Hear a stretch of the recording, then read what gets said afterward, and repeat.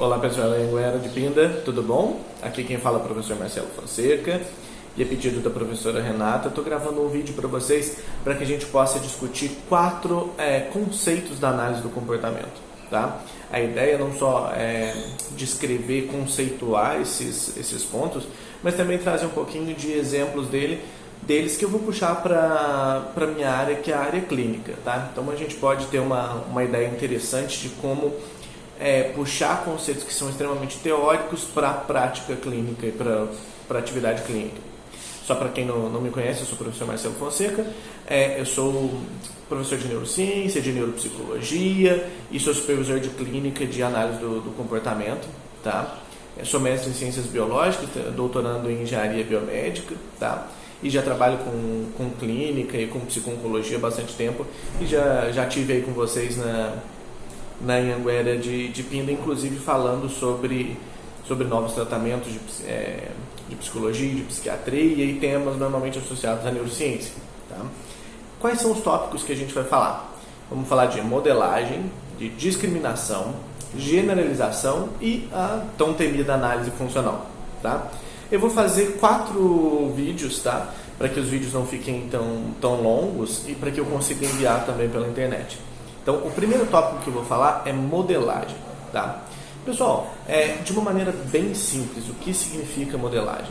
Modelagem é toda modificação do comportamento atrelada a mudanças de contingência, mudanças de retorno do ambiente àquele comportamento.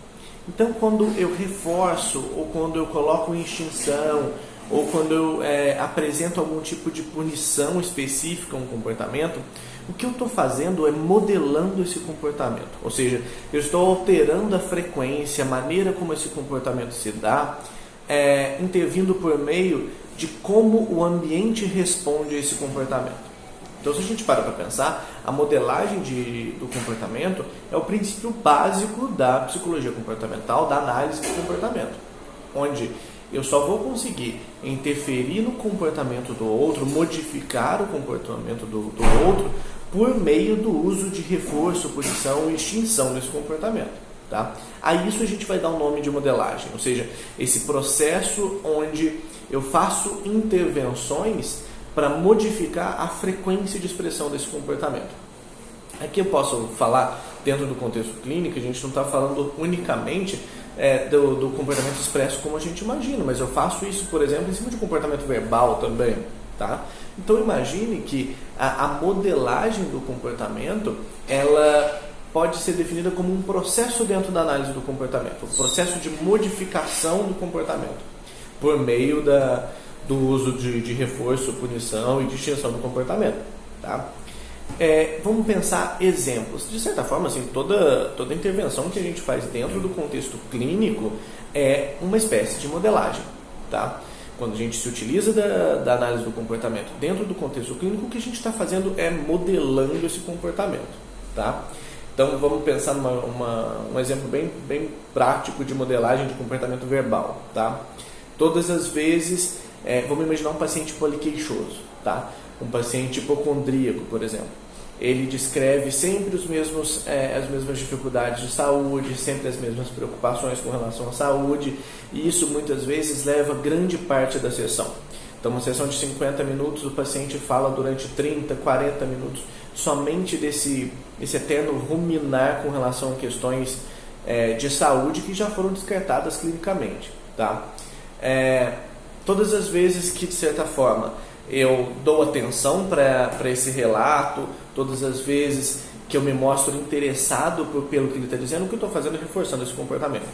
Se a gente parte do princípio que esse comportamento tem um objetivo de reforço social, ou seja, ele busca atenção social, o que eu estou fazendo é extremamente inadequado, porque ele não só vai continuar, como vai aumentar a frequência desse comportamento. Então, nesse tipo de situação, quando o paciente dentro do contexto clínico é um paciente poliqueixoso, é um paciente hipocondríaco, a modelagem nesse sentido, ela vai reduzir a frequência desse comportamento e a tendência a colocar esse comportamento em extinção por meio do não reforçar. Tá? Então, enquanto o paciente está falando, eu deixo bem claro que aquilo não me interessa ou de que aquilo não me chama atenção. é muito interessante a gente perceber que muitas vezes a gente faz isso no dia a dia, tá? A gente não faz isso só dentro do contexto clínico. Durante o dia a dia a gente faz isso. Todas as vezes que você conversa com seus colegas de faculdade assuntos que são extremamente interessantes para você, você reforça o comportamento deles. Então aqueles comportamentos vão ser mais frequentes, aquele comportamento verbal, aquela fala sempre será mais frequente. E quando você conversa com colegas de faculdade que trazem temas que você não quer conversar, ou assuntos que você não quer falar, e você deixa bem claro que aquilo não te chama atenção, você coloca aquele comportamento de extinção, pelo menos na interação com você, tá? Então, basicamente, o que a gente tem que entender é que a modelagem é um processo dentro da análise do comportamento que tem como intenção modificar o comportamento por meio de reforço, punição e extinção desse comportamento. Ou seja, modelar a frequência, não só a frequência, mas a arquitetura do comportamento, por meio de como o ambiente responde a ele. Tá? Esse foi o nosso primeiro tópico. Eu volto para a gente falar de discriminação.